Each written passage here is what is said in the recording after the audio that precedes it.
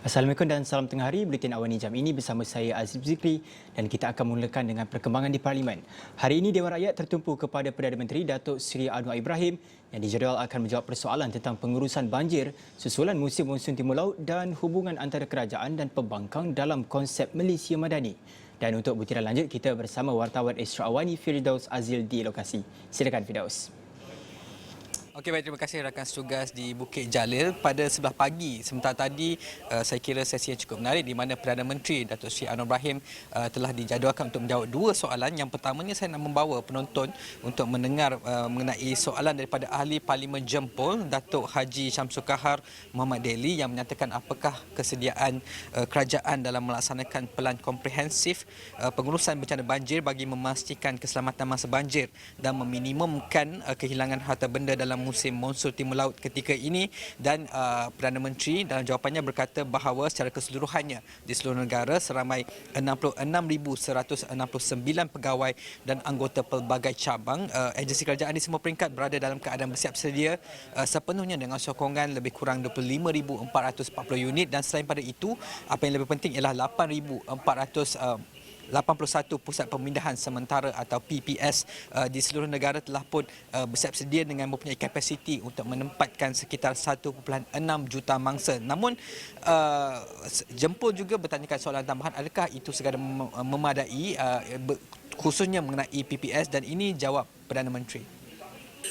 Soalan itu tepat kerana kalau kita hadapi banjir itu setiap tahun, tidak mensabah dijadikan hanya PPS.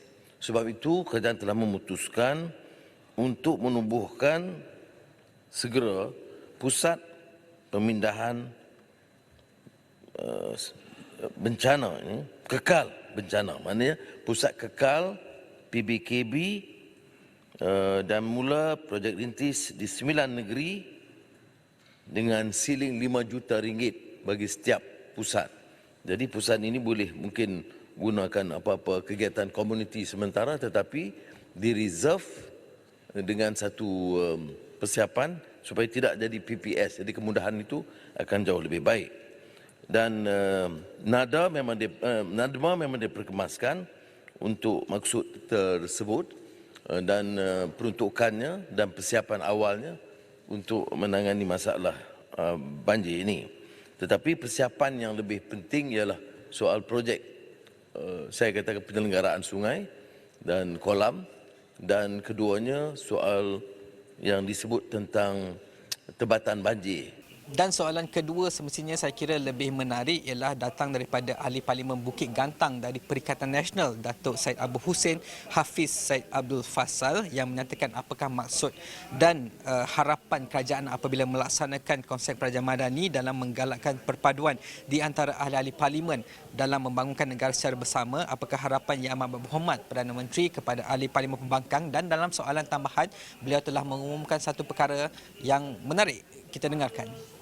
Tan Sri Speaker, soalan saya, adakah Yang Amat Berhormat PMX bersedia untuk menyambut kesediaan ahli-ahli parlimen yang mempunyai pengalaman, kepakaran, kebolehan, keupayaan untuk membantu membangun rakyat sekaligus membangun ekonomi negara?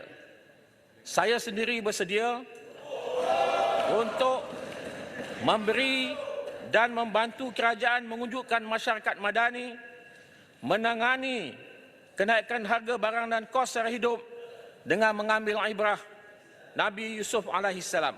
Okey.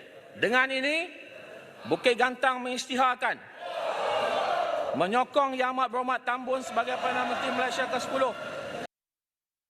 Dan dengan pengumuman ahli parlimen daripada Bukit Gantang itu menjadikan beliau sebagai ahli parlimen kelima dari site Perikatan Nasional. Sebelum ini kita sedia maklum bahawa 4 ahli parlimen dari Parti Pribumi Bersatu Malaysia antara lain Kuala Kangsar, Labuan dan sebagainya telah mengumumkan sokongan pada Perdana Menteri, dan sudah pasti dengan keputusan ataupun pengumuman yang saya kira agak mengejutkan ini, maka Dewan Rakyat juga sedikit riuh rendah dan membawa kepada soalan daripada bekas Menteri Undang-Undang iaitu Ahli Parlimen Kota Baru dari Perikatan Nasional Datuk Seri Taqiyuddin Hassan yang bertanyakan adakah kerajaan ataupun Perdana Menteri memerlukan ahli parlimen yang sekadar membodek atau menjilat baru boleh dapat peruntukan, dan ini jawapan tegas dari Perdana Menteri.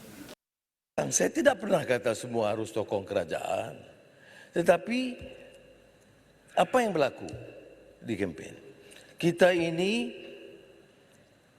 menentang Islam. Kita bawa negara Melayu sudah tidak ada. Pimpinan Melayu sudah hilang. Apa dia saja wakil Islam dalam dunia ini? Mereka saja wakil Melayu di dunia ini. Masa mereka perintah, harta Melayu mereka sakau banyak. Ini kenyataan. Sekarang ini 3 tahun dalam kerajaan, menteri-menteri ada belah sana. Saya bagi tahu, apa peruntukan dia bagi kepada orang-orang lain pembangkang? Apa hukum dan hadis itu, lima taqulu ma la taf'alun, terpakai kepada orang lain, tak terpakai kepada kamu. Saya pergi ke Kedah berunding dengan di sempadan, Sadau dengan Bukit Kayu Hitam, berunding, dan memang tidak diundang Menteri Besar Perlis dan Kedah. Saya putuskan undang. Perdana Menteri Thailand tidak mengundang Menteri Besar untuk makan tengah hari di Sadau. Saya bagi nota kepada Perdana Menteri, oleh kerana dia ikut rombongan, minta dia disamakan dalam jatuh kuasa itu, kerana saya tahu had saya. Saya boleh berbeza pendapat dari segi politik, tapi saya iktiraf kedudukan bahawa dia memang dipilih sebagai Menteri Besar Perlis dan Kedah. Jadi ada hadnya kita baru. Dia jangan hina lebih daripada itu. Saya juga tahu had saya. Dan seperti mana yang berlaku semalam, dalam rundingan dengan Perdana Menteri Thailand, jarang kita bawa pembangkang. Semasa Kota Baru jadi menteri, dalam mesyuarat dengan keadaan luar, tidak pernah wakil pembangkang dibawa. Saya bawa wakil.